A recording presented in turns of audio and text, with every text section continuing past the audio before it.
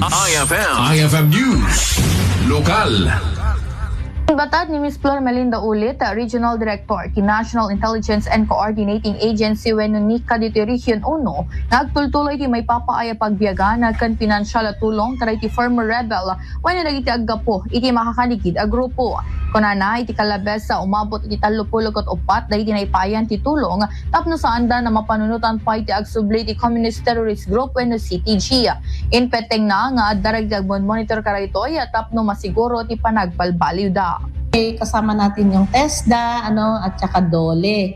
Yun yung initial na government agency na naging partner ng PRO1 para mabigyan ng initial na assistance, yung 30 na yon.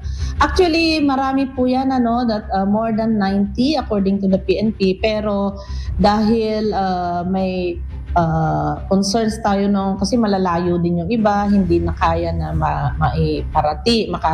And one of the other reasons is yung binavalidate pa yung kanilang mga identities, yung kanilang mga membership to sectoral front organizations. But as soon as ma-validate po yun, another ceremony will be conducted.